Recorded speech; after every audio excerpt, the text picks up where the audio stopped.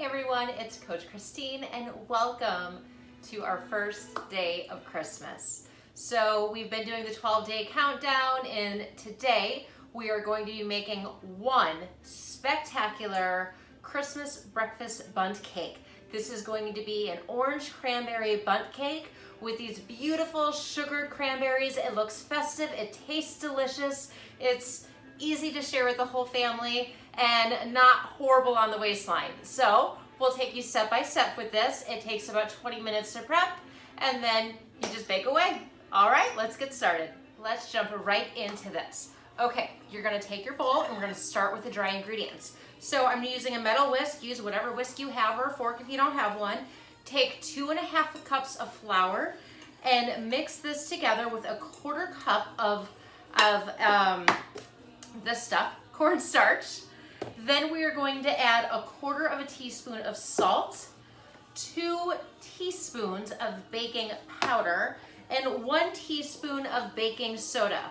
Once this is all sifted together, set it aside and we'll get ready for the wet ingredients.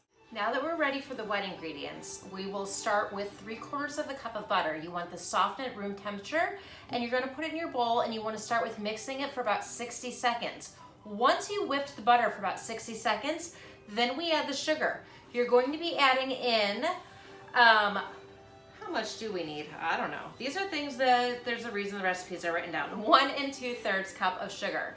Now, once you add this in, you're going to be mixing this for about 4 to 5 minutes. This one is really critical, so if you have a KitchenAid or a mixer on a stand, just set it and walk away and come back 5 minutes later. Otherwise, just watch the clock as you are doing this with the hand mixer. If you're doing it by hand, well, you know you've been going to the gym and this is a great arm workout. So there you go. We're gonna go ahead and mix this for 4 or 5 minutes and then we will add the eggs and the rest of the ingredients. So once your sugar and the butter is mixed, we'll add in more wet ingredients. So you wanna take 4 eggs. If you are using a flax egg, you'll either wanna prepare this in advance or you'll be waiting about 15 minutes for them to make. To make a flax egg, if you're using flax meal, it is 1 tablespoon of flax meal to 3 tablespoons of water. So take your 4 eggs, whether you're going dairy or non-dairy, so your egg variation here, add it to your sugar and butter mixture, and then from there, you're gonna add in 2 teaspoons of vanilla, the zest of an orange. Here we go, there's the rest of our vanilla. Like I said, the zest of an orange, and a 1/4 cup of orange juice. We're gonna just blend this together. And then there's just a couple more steps before we're ready to put it into the pan. If you're looking to know how to zest, just take a cheese grater and an orange and grate along the peel. That will give you the fresh orange zest. When everything is mixed, we want to start to reincorporate the dry. So about half at a time, you're gonna add the dry mixture in. So that looks like about half. Oops, set that aside because I only have 2 hands here. And then we will mix this in. Again, you can use a hand mixer or your own whisk or the KitchenAid. Suit yourself, your kitchen, your rules. Once the dry is mixed in, go ahead and add the other half. And then on standby, you're going to have 1 cup of sour cream ready, as well as 3 cups of cranberries to add those last 2 ingredients before we put it into the bundt pan. Now the last thing you're gonna do is add that cup of sour cream in, and this is gonna just keep it really light and fluffy and add a ton of moisture into your recipe. You'll blend this together and then we will be ready for our last step. Okay, so you've stuck with me this long. Honestly, I know it was like 20 minutes to prep, but this is so worth it. Last step, you're gonna take 3 cups of cranberries. Now, I honestly just grab a bag of frozen cranberries. It can go straight from frozen into the recipe. What's really cool is once this bakes, they're going to just kind of do this burst in the oven, in the cake of course, and it adds this really pretty range of color and all of the cranberries and the juiciness along the base of the cake as it's in. So we're just gonna take these and fold them in, just like so. And frankly, if nothing else, cranberries are just so stinking pretty and festive and amazing. And it's hard to not look at a piece of like a pie or even a cocktail that has cranberries in it and just not immediately be a little bit more festive. So we're just gonna Festivus it up, fold these in, doesn't have to be a lot. And now we transfer this entire mixture over to our Bundt pan. No fancy pan is needed for this. Pick whichever your standard style Bundt pan is in the house. I have a fancy decorative. Ooh, so we're gonna have fun with it.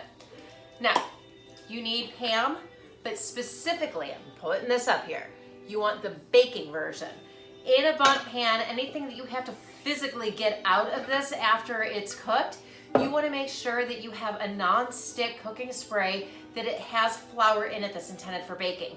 If you don't have this, no big deal. What you want to do is take a little bit of melted shortening, brush it through the entire thing to make sure you cover the whole Bundt pan, and then dust it with flour and it will serve the same purpose.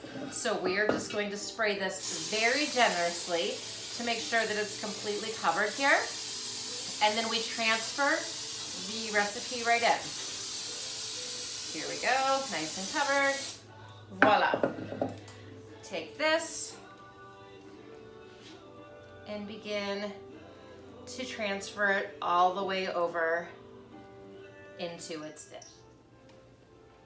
Now here is what the product to go into the oven looks like. Pan is pretty darn full, so you can always put this on a cookie sheet in the oven just in case there's any overflow. You will put this on the rack on the bottom third of the oven, and you're going to bake this anywhere from 45 to 60 minutes at 350 degrees. Every oven is going to vary, and you want to be able to put a toothpick or a knife in, and it should come out just a tiny bit crumbly. That's how you'll know it's done. So start checking at 45 minutes, but know it probably is going to take closer to the full hour. Then we will take it out and let it cool for about 10 minutes. Okay, so while our Bundt cake is in the oven, we need to get the sparkling, super pretty cranberries ready to go. In order to make sparkling cranberries, you're going to take a half of a cup of water and then add a half of a cup of sugar to it. I'm going to be using stevia, which will keep my sugar content a little low, just making the recipe a tiny little bit healthier. Put that in, and we are going to bring this to a boil on the stovetop, stirring for about 3 minutes. So what you want to look for is that basically your sugar is completely dissolved in the water. So you can see here, it looks pretty much just like a clear, thicker sugar water liquid. So you want to take that, once it's all dissolved together, remove it from the heat, and take 2 cups of cranberries and go ahead and just pour it in here. You want to let these cranberries sit for about 5 minutes to just absorb in into this little bit of syrup here. After 5 minutes, it's a really, really easy step to finish, so stick with me. It's been 5 minutes, so here's what we do. You've got this awesome gooey cranberry glaze. Take a slotted spoon and just take them out and set them here on top of either parchment or whatever kind of cutting board you're working with here. Once we have all of these out, we're going to dust it with just a tiny, tiny bit of our stevia in the raw so that it looks like this. And literally just take your hand in, little pinch. So it's a nice little dusting. And this is how your sparkling cranberries will look that are going on top of the frosting once the Bundt cake comes out of the oven. Now comes the fun part. After your Bundt cake has cooled for 10 minutes, you want to make sure that you put a plate on top of it, flip it over, and then just lightly just kind of pop, pop, pop, like in the air a few times just to release it. Very carefully lift it off and make sure that it doesn't stick around the edges, and you will have a finished product that looks something like this masterpiece. Yum! Okay, but now we have to decorate it. So we are going to make an orange buttercream frosting. I would show you how to do this, but honestly, it's so simple that I feel silly even showing. So you're gonna take a stick of butter, 1¼ cups of powdered sugar, and 4 tablespoons of orange juice. Mix it up. Pretty simple. Otherwise, buy a thing of pre-done cream cheese frosting or whatever your favorite frosting. Add a little orange zest to it. Super easy. From here, all that we're going to do is cut an edge into my Ziploc bag, just so I have a little pastry tip. And then we are going to just make this as a little glaze. We're going to drizzle it all around, just to give it a little bit of a nice glaze. You don't want it fully saturated. Take your time, go around, make sure that you get at least a little on each angle, squeezing just that last little bit out. Awesome. And then after that, we are going to take the cranberries. And remember, we've had these sitting aside for probably 30-40 minutes now, which is perfect. That way they'll have a chance to almost solidify a little. So we just take our little berries and we're going to decorate the top here. Just passing them all the way through. They'll find their own little homes. Coming down and having the frosting on here will allow them to attach to the cake a little bit easier. Keep them coming. There's never too many cranberries on the top for a holiday garnish. We will go ahead and finish this up and put it in the refrigerator to set. Well, we made it to the end of the episode. Well done.